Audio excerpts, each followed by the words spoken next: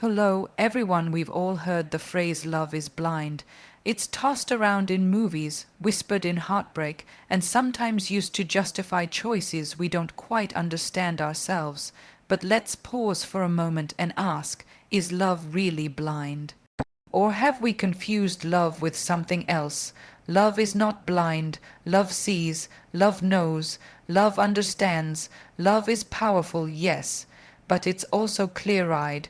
When we truly love someone, be it a partner, a parent, a friend, we see them for who they are, not who we wish them to be. We recognize their flaws, we embrace their edges, and yet we choose them, not out of need, but out of conscious, respectful, soul-deep connection.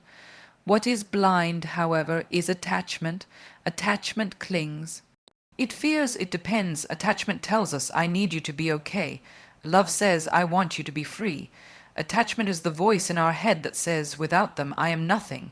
Love whispers, with or without them, I am whole.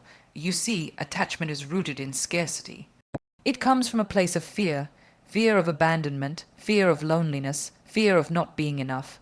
It wraps itself around us tightly, disguising itself as loyalty or passion, when really it's just control dressed up as devotion. Love, on the other hand, is expansive. It doesn't trap, it liberates. It doesn't make you lose yourself, it helps you find yourself. Love doesn't ask you to shrink to fit someone else's story. It dares you to grow into your own. So let me ask you this. Are you in love or are you in attachment?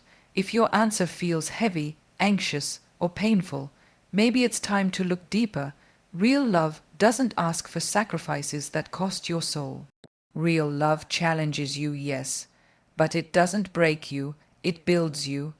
Let's stop glorifying blind devotion, toxic dependency, or romanticized suffering.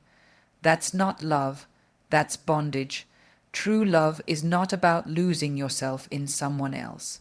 It's about finding the courage to stand beside them, whole and aware, choosing them with your eyes open and your heart free. So let's honor love, not the kind that blinds us, but the kind that awakens us. Love sees clearly.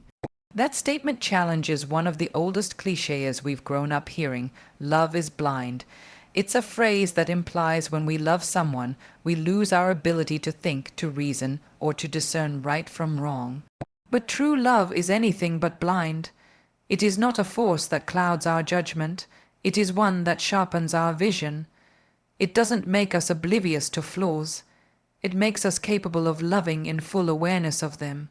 When we truly love someone, we don't build them up as gods or flawless beings. We don't put them on pedestals or ignore red flags just because our hearts are involved.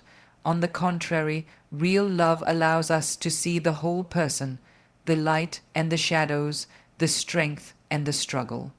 Love recognizes imperfections, acknowledges them, and still chooses the person, not despite their flaws, but with a deep understanding of them. This kind of clarity comes from emotional maturity.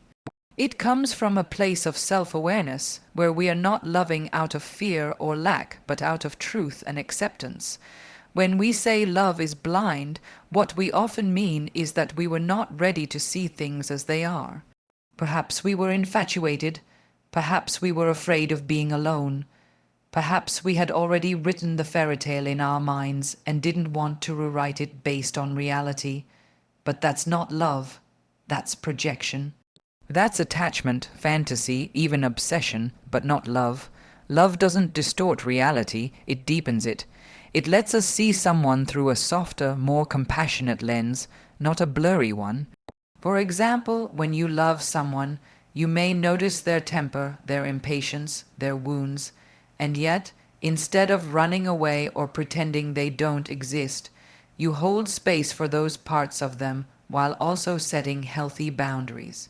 You can say, I see this part of you, I understand where it might come from, but I will not allow it to hurt me or diminish who I am.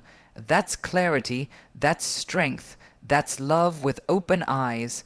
Loving someone doesn't mean tolerating pain, excusing harm, or surrendering to dysfunction. In fact, it's quite the opposite. When we love with clarity, we don't lose ourselves. We stay rooted in who we are. We don't compromise our values just to keep someone close. We don't trade authenticity for attachment. Love doesn't ask us to abandon ourselves. It asks us to stand firm while extending kindness and presence.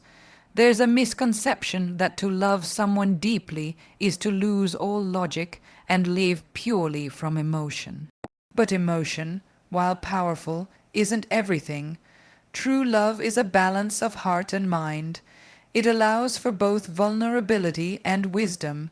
You can love someone deeply and still walk away if the relationship no longer supports your well-being. You can love someone and still say no.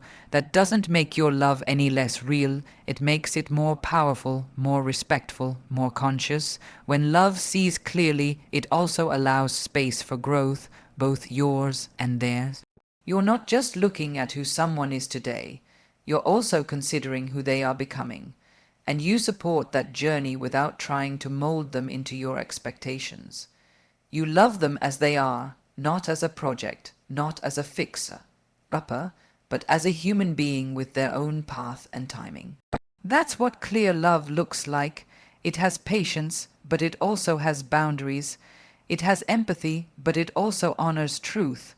Love that sees clearly is also brave, because to really see someone beyond the surface, beyond the performance, beyond the mass, takes courage. It means acknowledging their trauma, their history, their complexities. It also means facing your own. Love becomes a mirror, not just a spotlight. When you truly love someone, you don't just observe who they are. You begin to learn who you are through that connection. You notice how you respond, how you give, how you receive, and where you still have room to heal. Many people confuse love with fantasy. They believe they're in love when what they're really in is a dream of what the person could be. But real love shows up in the ordinary, in the difficult, in the moments when it's not convenient to love. It's not blind, it's radically honest. It faces the truth, even when the truth is hard, and it still chooses compassion. The beauty of love that sees clearly is that it liberates both people. You're not locked into roles or trapped in illusions. You're free to be your full self, and you grant that same freedom to the one you love. That's what makes love sustainable, not the grand gestures, not the romantic highs, but the daily, grounded choice to see and be seen fully. Love is not blind, it is vision, it is insight, it is depth. It gives us the ability to look into someone's soul and say, I see you, not a filtered version, not just your best parts, but the real you, and I am here, awake, aware, and choosing you from that place of truth. That is the kind of love that transforms, not because it blinds us to reality, but because it helps us finally see it. Attachment is rooted in fear. It's not the poetic, powerful force that love is. It's more like an invisible chain, quiet, heavy, and often disguised as something noble. It makes us believe that we need someone to be whole, that their absence means loss, not just of a person, but of our own sense of self. Unlike love, which thrives in freedom and clarity, attachment thrives in insecurity and uncertainty. It makes us question our worth, not because of who we are, but because of who we fear we might not be without someone else. When people mistake attachment for love, they often think they're being romantic. They say things like, I can't live without you, you complete me, or you're my everything. It sounds sweet on the surface, but underneath there's a dangerous message, I am not enough unless you are here. That's not love, that's dependency. Love, real love, comes from wholeness. It's not about needing someone to survive. It's about wanting someone to share your already full life with. Attachment is born from wounds, past abandonment, neglect, rejection, betrayal. It echoes the belief that love must be earned, chased, or clung to tightly.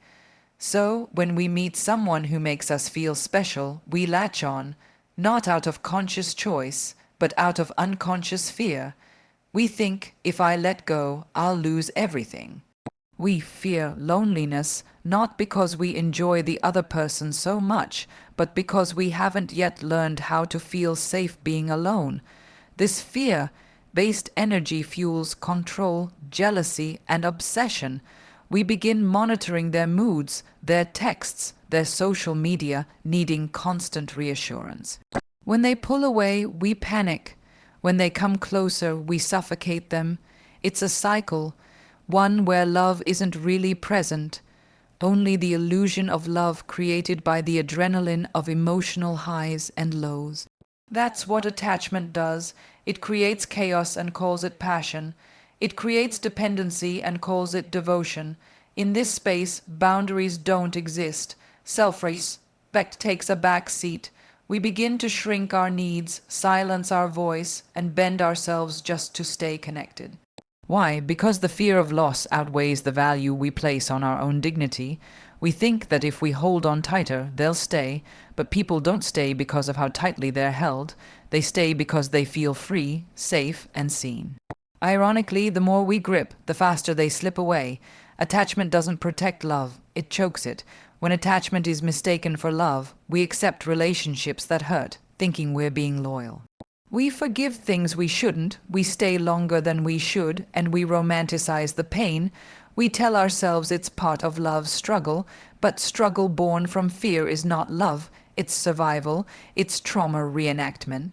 It's your nervous system clinging to the familiar patterns of emotional unavailability, hoping this time it will end differently, but it rarely does until we wake up.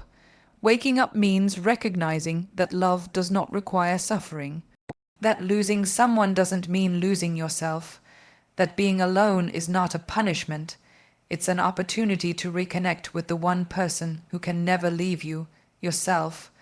When we begin healing, we stop begging for breadcrumbs. We stop seeing silence as affection. We stop justifying neglect as space. We start demanding reciprocity, presence, and emotional maturity. Fear-based attachment also tends to idealize people. It puts them on a pedestal they never asked to be on.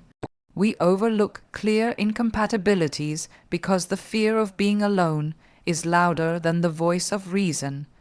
We ignore our own intuition, those gut feelings that something isn't quite right, because if we admit the truth, we'd have to face the terrifying thought of walking away. So we stay, not because of love, but because of fear, and that's how people get stuck in cycles for years, sometimes decades, mistaking suffering for strength and silence for peace. Now, contrast that with what love looks like when it's rooted in clarity and strength. Love says, I want you, but I don't need you to complete me. Love can let go. Love respects timing, choices, and personal growth. Love doesn't cling, it trusts. It allows both people to breathe, to expand, to exist outside the us, without losing the connection. When fear is not driving, love becomes fluid, respectful, and resilient. One of the most profound signs that you're moving from attachment to love is when you stop trying to control outcomes. You stop panicking when someone takes a step back. You realize that what's meant for you doesn't require constant anxiety. You learn to sit with discomfort without reaching for a distraction.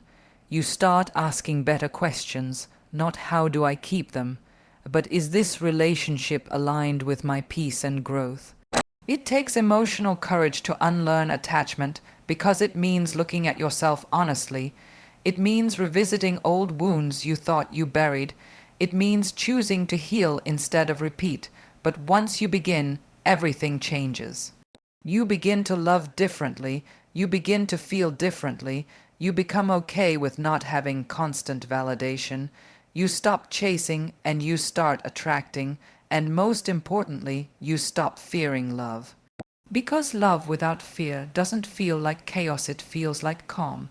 It doesn't feel like a fire that burns you. It feels like a flame that warms you. When love is no longer a way to escape loneliness, but a way to celebrate wholeness, that's when you know you've left attachment behind. And in that space, love becomes what it was always meant to be. Not a cage, but a sanctuary. Love is liberating, not controlling. This truth is often misunderstood because so many of us have been taught that love means holding on, protecting, or even possessing someone. But real love doesn't restrict. It doesn't bind or suffocate. It expands, it breathes. It allows both people to be fully themselves, and in doing so, it creates a connection that is deep, honest, and lasting. Not because it's forced, but because it's chosen. The idea that love must be about control is deeply ingrained in many people. We're told that if someone really cares, they'll want to know where you are at all times, who you're with, what you're doing. That jealousy is a sign of passion, that over-involvement equals love, but these behaviors are not love. They are fear in disguise, fear of loss, fear of abandonment, fear of not being good enough. When you love someone truly, you don't try to trap them or change them to fit your version of who they should be. You honor who they already are. This is where the difference between love and control becomes clear. Control says, you must behave a certain way to keep me happy. Love says, I support you in being yourself, even if that makes me uncomfortable sometimes. Control manipulates, monitors, and restricts. Love empowers, supports, and sets free. It doesn't try to bend people to its will. It accepts them in their full truth. Love is a choice made every day. It's not driven by fear of what might happen if we don't act a certain way. It's not about ensuring loyalty through surveillance or guilt. It's about saying, I choose you even though I don't own you. I trust you even though I know trust comes with risk. I love you even though I know that love doesn't guarantee permanence. That kind of love is fearless. Not because it's naive, but because it's rooted in self-respect and mutual respect. There's also a kind of quiet power in love that lets go of control. When you trust someone enough to let them be who they are, you invite them into a space of honesty. They don't feel like they have to hide parts of themselves to keep your approval. They can show up authentically, and so can you. That's where intimacy is born, not through control, but through the freedom to be seen and still accepted. When we attempt to control love, we kill its essence. Love cannot grow in captivity. It needs space, time, and the freedom to evolve. Sometimes that evolution means growing apart. Sometimes it means facing uncomfortable truths. But love doesn't resist growth. It invites it. It supports it. And if that growth leads someone away from you, real love doesn't punish them for it. It blesses them on their journey. People often confuse control with care. They think that telling someone how to behave, what to wear, or who to talk to is a sign of deep investment. But real care is about trust, not micromanagement. Real care is listening without judgment, supporting without expectation, and being present without needing to dominate. When we truly care for someone, we want them to be free, even if that freedom means they choose a path different from ours. Love without control also allows space for self-love, because when you're not constantly managing someone else, you can focus inward. You can reflect, grow, and become more of who you are meant to be. In this kind of love, both people rise, both people flourish. There's no hierarchy, no competition, no power struggle, just mutual upliftment and shared expansion. This isn't always easy. We've been conditioned to believe that letting go is weakness, that giving people space means we don't care, but the opposite is true. It takes enormous strength to love someone without trying to control them. It takes wisdom to know when to hold on and when to let go. It takes courage to love with open hands, not clenched fists. Loving without control doesn't mean we tolerate disrespect or betrayal. It means we communicate openly, set healthy boundaries, and hold each other accountable with kindness. Control demands obedience. Love invites understanding. And when both people are committed to growth and authenticity, love thrives in a way that control never could. This kind of love feels different. It feels peaceful, not chaotic, safe, not tense. It allows for disagreement without destruction, for space without disconnect. There's no panic when someone needs time alone, no paranoia when they have other priorities. Because the love is strong enough to stand on its own, it doesn't need to be policed to be protected. The most powerful relationships are not those where one person holds the other tightest, but where both people walk freely, side by side, knowing they are choosing each other, not out of fear, not out of habit, but out of genuine respect and love. In that space there is trust, there is joy, and there is a kind of sacred independence that allows togetherness to feel light, not heavy. When we let go of the need to control, we step into a higher kind of love. One that doesn't shrink either person, but rather expands both. A love that grows not because it's forced to, but because it is free to, and in that freedom, love becomes what it was always meant to be, not a cage, but a beautiful open sky where both hearts can soar. Attachment seeks possession, love offers freedom. It's a subtle but powerful distinction that can change the entire dynamic of a relationship. Attachment says, "You belong to me," while love says, "You belong to yourself, and I am grateful to share this journey with you." Many people don't recognize the difference at first because attachment often comes dressed in the language of passion and romance. It feels intense, overwhelming, intoxicating, but at its core, attachment wants to own. It fears loss. It clings not out of joy, but out of insecurity. When someone is driven by attachment, they may believe they are acting out of love, but what they are really doing is trying to control outcomes. They want to know where the other person is, who they're with, how they're spending their time. Their need for closeness doesn't come from a place of openness. It comes from anxiety. Attachment is obsessed with mine. It wants constant proof of loyalty, constant contact, constant assurance. It sees love as something to be protected at all costs, even if that means suffocating it. Love, on the other hand, is rooted in trust. It doesn't need to possess because it knows that real connection doesn't depend on control. Love is not a contract, it's a choice, and choices made in freedom carry far more power than those made under pressure. Love lets people grow, it lets them explore, it honors their individuality rather than demanding they conform. It doesn't fear space, it respects it. In attachment, distance feels like danger, silence feels like rejection, time apart feels like abandonment, but in love, space is not a threat. It's part of the rhythm of healthy connection. Love understands that two people cannot always move in perfect harmony. Sometimes one needs stillness while the other is in motion. Sometimes one needs solitude while the other needs closeness. Love honors those needs instead of resenting them.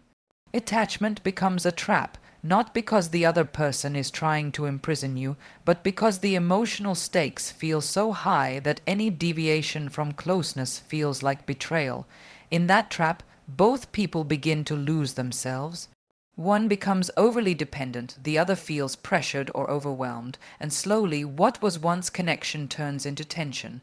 What once felt like passion begins to feel like pressure, but love doesn't seek to keep someone in place.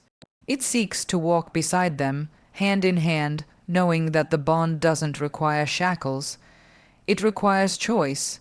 It requires presence. It requires honesty. When love is present, there's no need to check in constantly, to monitor every move, to seek validation in every moment. Instead, there's a quiet confidence, a steady peace that comes from knowing that love isn't fragile, it's resilient. Possession says, "You can't change, you can't grow without me." Love says, "I'll celebrate your growth even when it challenges me." Possession fears independence. Love embraces it. Possession demands control. Love practices surrender, and surrender in love is not weakness. It's the strength to let go of fear, based thinking, and trust the process of mutual connection. We often hear people say, "You complete me." It sounds romantic, but in truth, no one can complete us. That idea places too much pressure on the relationship and the other person. It turns love into a performance, a responsibility, a rescue mission. But love is not about filling gaps. It's about two whole people coming together to enhance each other's lives, not to fix or complete one another. When we love someone, we allow them to be who they are, not who we want them to be. That's the real test of love. Can you love someone even when they are not satisfying your every expectation? Can you love them in their moments of change, of growth, of transformation? Can you love them without trying to mold them into your ideal? That's love offering freedom, not control. It's also important to recognize that love without possession still involves commitment, care, and investment. Offering freedom doesn't mean being careless. It doesn't mean emotional detachment or indifference. In fact, it's the opposite. It takes a deep level of emotional maturity to love someone enough to give them the space to breathe, to choose to be. When love offers freedom, it creates an environment of authenticity. People don't feel the need to hide parts of themselves. They don't feel judged for having different needs, desires, or opinions. They feel safe to show up fully, and that safety is what builds true intimacy. Intimacy isn't built through possession, it's built through presence and permission, the permission to be fully human in someone else's presence and still be loved. This kind of love feels light, not heavy. It feels supportive, not restrictive. It encourages you to explore the world, to learn more about yourself, to grow into your full potential. And while you're doing that, it remains beside you, not because it has to, not because it's afraid to lose you, but because it chooses to be there. To love someone is not to lock them in a box, hoping they'll stay. It is to open the door, knowing they are free to walk away, but trusting that they will stay because they want to. That's the kind of love that lasts. That's the kind of love that transforms, not a love that binds, but a love that liberates. Real love is born from self-awareness. It does not come from desperation, incompleteness, or emotional confusion. When we talk about love in its truest form, we're talking about a conscious choice made from a place of wholeness, not a frantic need to fill an internal void.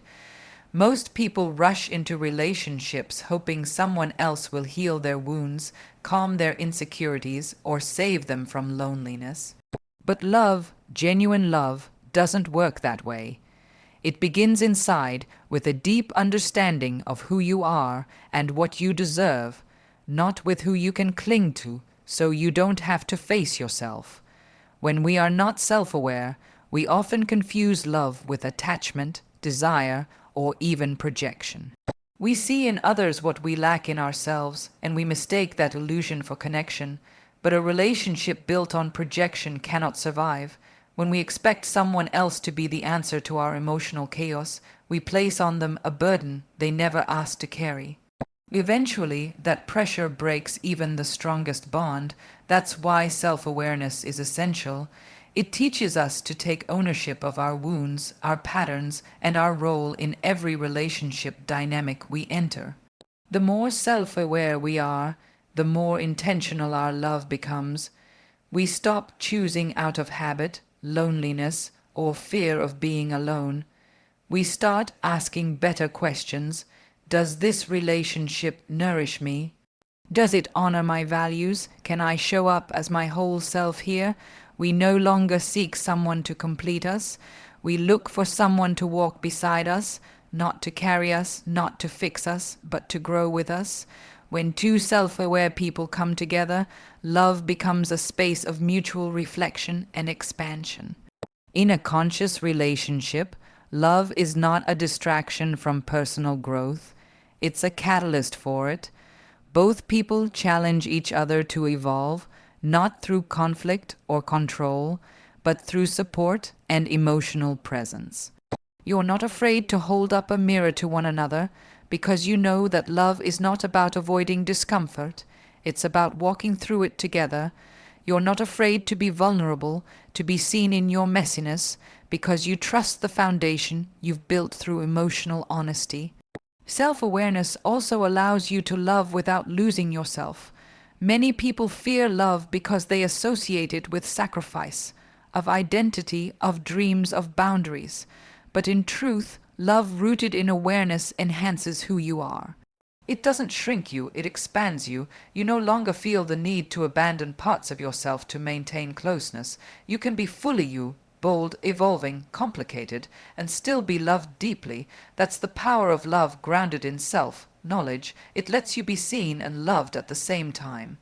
Another beautiful thing that self-awareness brings into love is emotional regulation. Instead of reacting to every trigger, every silence, or every disagreement with fear, you can respond with clarity. You understand where your emotions come from. You know that not every feeling is a fact. You stop projecting your past into your present. You stop blaming your partner for wounds they didn't create. That emotional maturity changes everything. It allows the relationship to breathe instead of break under pressure, and it goes both ways. When your partner is also self-aware, you don't have to play emotional detective. They can name their feelings. They can own their flaws. They can communicate without manipulation or avoidance. That transparency builds safety, and when people feel safe, they open up. They don't walk on eggshells. They don't build walls. They build bridges. Together, relationships rooted in self-awareness also respect timing and pacing. You don't rush into commitment just because the chemistry is strong. You take your time to truly understand each other. You let the connection unfold naturally instead of forcing it to fit a fantasy. You understand that love isn't just about how someone makes you feel, it's about how both of you choose to show up when things get real, raw, and sometimes messy. This kind of love feels like home, not because it's perfect, but because it's real. There's room for laughter, for silence, for disagreement, and for growth. You feel grounded, not anxious, loved, not dependent. Challenged but never diminished, you can breathe, you can dream, you can rest knowing that you are loved for who you are, not who you pretend to be. Self-awareness also transforms the way we handle endings. Not every love lasts forever, and that's okay. When you're self-aware, you don't see the end of a relationship as a personal failure. You can grieve without bitterness. You can let go without resentment. You understand that some people are meant to be chapters, not conclusions, and that realization frees you. It allows you to love again, not from fear, but from wisdom. Ultimately, love rooted in self-awareness is the most freeing kind of love. It doesn't need to be dramatic to feel deep. It doesn't need to be possessive to feel passionate. It's calm, it's respectful, it's honest, and in a world that often confuses intensity for intimacy, that kind of love is revolutionary. It's not based on fantasy, illusion, or escape. It's grounded in truth, your truth, their truth, and the shared truth you build together. So when people say love is blind, what they often mean is that love, when confused with attachment or fantasy, can obscure reality. But real love, the kind born from self-awareness, is anything but blind. It sees clearly, it loves consciously, and it grows endlessly. Jealousy is one of the most misunderstood emotions in relationships, often mistaken for a sign of love or passion when, in reality, it is a manifestation of insecurity and fear. Many people confuse jealousy with care, believing that if someone is jealous, it means they value or prioritize you deeply. However, jealousy rarely reflects love in its purest form. Instead, it reveals a lack of trust, both in the other person and in oneself. It stems from a fear of losing control, of being replaced, or of not being enough. When jealousy governs a relationship, it clouds the ability to see the connection clearly and limits the space for genuine growth and freedom. Jealousy creates a toxic environment because it is rooted in scarcity thinking, the belief that love is a limited resource, And if your partner pays attention to someone else, there's less left for you. This mindset breeds possessiveness and suspicion, turning partners into competitors rather than companions. The constant need for reassurance, the monitoring of interactions, and the overanalyzing of innocent gestures can create a suffocating atmosphere that pushes people away rather than bringing them closer. Ironically, jealousy intended to keep a partner close often results in distance and emotional withdrawal. True love requires trust, the ability to believe in your partner's intentions and to feel secure in your own worth. Trust doesn't mean blind faith or ignoring red flags. It means cultivating a sense of safety within the relationship and within yourself. When trust is present, jealousy diminishes because you no longer see your partner as a threat or as someone you must guard obsessively. Instead, you see them as a separate individual with autonomy and feelings. You recognize that your value is not contingent on their constant attention, but grounded in who you are as a person. Another reason jealousy thrives is because of unresolved insecurities and past wounds. Often, jealousy is not about the present situation, but about old fears and experiences replaying in the mind. It is a projection of internal anxiety, fear of abandonment, rejection, or betrayal that has little to do with the current partner. When these wounds are not healed, jealousy becomes a chronic condition that sabotages even healthy relationships. Healing requires self-reflection and sometimes professional help, but it starts with acknowledging that jealousy is a signal, not a solution. It's important to distinguish between healthy concern and destructive jealousy. Concern is a natural response when you care deeply about someone's well-being, boundaries, or choices. It comes from love and respect and is communicated openly and calmly. Jealousy, by contrast, triggers emotional outbursts, accusations, and controlling behavior. It operates in secrecy and fear, not in openness and trust. When jealousy is addressed honestly and compassionately, it can become an opportunity for growth, both individually and as a couple. Learning to manage jealousy means developing emotional maturity. This includes recognizing your triggers, understanding the root causes of your fears, and finding ways to soothe your anxiety without projecting it onto your partner. It means practicing self-love and building your own sense of security so that you don't rely solely on external validation. It also means fostering open communication, where feelings of jealousy can be expressed without judgment and worked through together, rather than hidden or exploded. When jealousy is transformed through trust and communication, it no longer controls the relationship. Instead, it becomes a doorway to deeper understanding.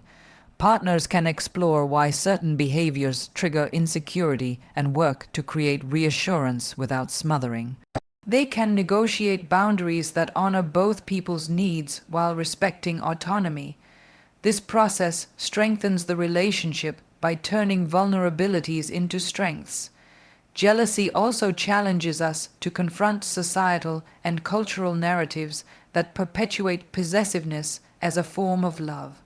Movies, songs, and stories often glamorize jealousy as proof of passion, reinforcing the idea that controlling behaviors are romantic, but real love is respectful of freedom and individuality. It recognizes that holding on too tightly doesn't protect love, it endangers it. This shift in perspective is crucial for creating healthier relationships and breaking cycles of toxic behavior. Moreover, jealousy can reveal the limits of attachment-based love. When love is confused with attachment, the fear of loss is amplified and jealousy runs rampant. Attachment-based love clings out of fear, not desire. It tries to control rather than trust, to possess rather than honor. Breaking free from attachment requires cultivating a love that is secure, grounded, and conscious, a love that trusts itself and the other. In the journey of love, jealousy is a challenge but not a fatal flaw. It is a call to deeper self-awareness and growth. It invites us to ask, what do I really fear? What do I need to feel safe? How can I love myself enough to trust others? By answering these questions honestly, jealousy loses its power to destroy and instead becomes a catalyst for transformation. Ultimately, the difference between love and jealousy comes down to freedom. Love frees us, it liberates our hearts and minds, allowing connection without chains. Jealousy binds us, it traps us in cycles of fear, suspicion, and control. Choosing love means choosing to let go of jealousy, to embrace trust, and to create space for relationships that are not about possession, but about partnership.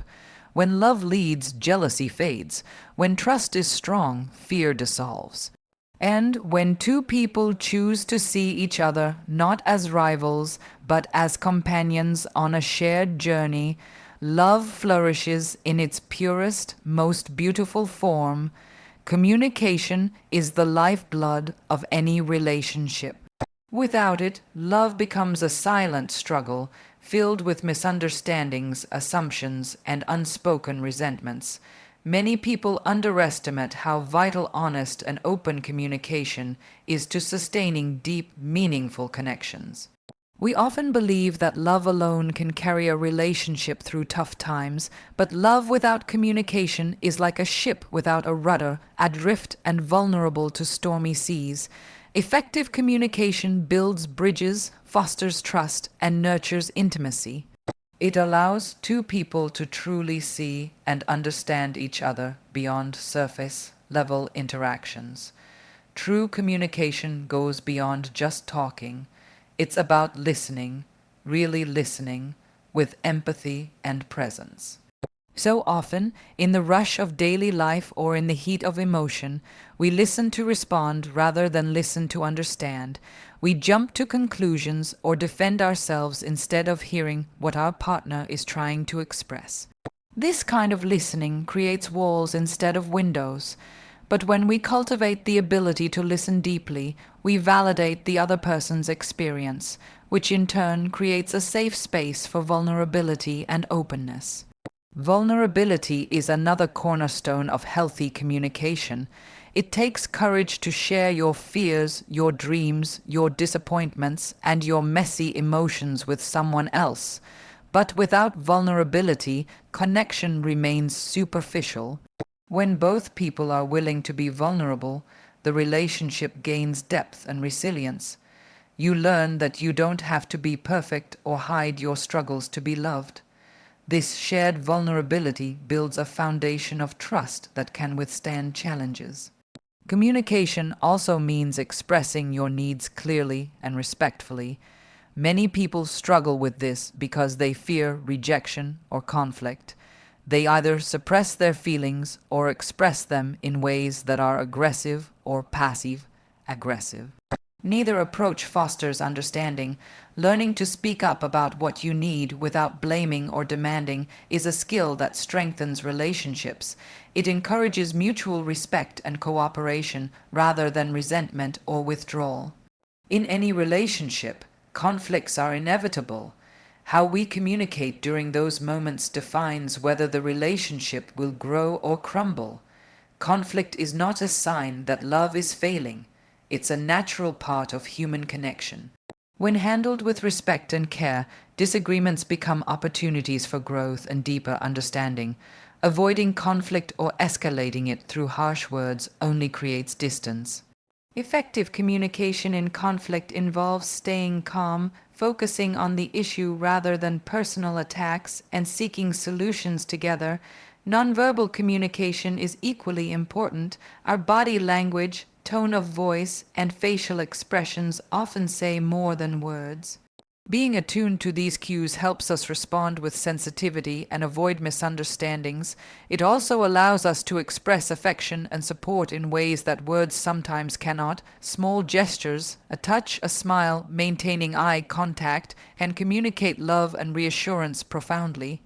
Technology has changed the way we communicate, both positively and negatively.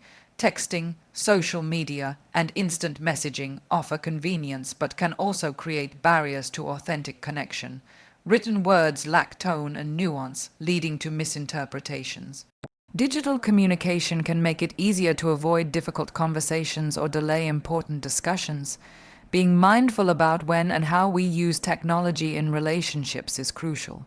Prioritizing face or voice communication fosters deeper connection and reduces the risk of misunderstandings. Effective communication requires ongoing effort and intention. It's not something that happens once and then is taken for granted. Relationships need regular check-ins, honest conversations, and the willingness to adapt and learn from each other. When both people commit to cultivating open communication, the relationship becomes a dynamic space where both individuals can grow and thrive. Sometimes, communication barriers arise from differences in communication styles or emotional needs. Recognizing and respecting these differences is essential. Some people process emotions verbally, while others need time and space to reflect before they can talk. Some express love through words, others through actions. Understanding and honoring these differences reduces frustration and deepens empathy. In moments of pain or misunderstanding, communication can also be a healing tool. Apologies, forgiveness, and expressions of gratitude all require thoughtful communication. Saying "I'm sorry" with sincerity can mend wounds and rebuild trust. Expressing gratitude regularly nurtures positivity and appreciation in the relationship. These small acts of communication contribute to a strong emotional bond. Ultimately, communication is an act of love. It shows that you care enough to be present, to listen, to share honestly, and to work through challenges together. When communication flows freely, love has the room it needs to grow. It becomes a living, breathing connection, not just a feeling, but a shared experience built on understanding and respect. In relationships where communication thrives, partners don't just coexist, they co-create. They build a partnership grounded in clarity and compassion. They navigate life's ups and downs hand in hand, knowing that whatever happens, their words and their willingness to listen will keep their bond strong. This kind of communication is not always easy, but it is always worth it. It transforms love from an abstract ideal into a vibrant reality. In the end, love that truly lasts is built on a foundation of clear, honest, and compassionate communication. It's through our words, our willingness to listen, and our courage to be vulnerable that we create connections that withstand challenges and grow stronger over time. When love is paired with open dialogue and mutual understanding, it frees both individuals to be their authentic selves, fostering a partnership filled with trust, respect, and deep intimacy. This kind of love, rooted in communication, is not just blind, it sees, it listens, and it embraces fully, making the journey together all the more meaningful and beautiful.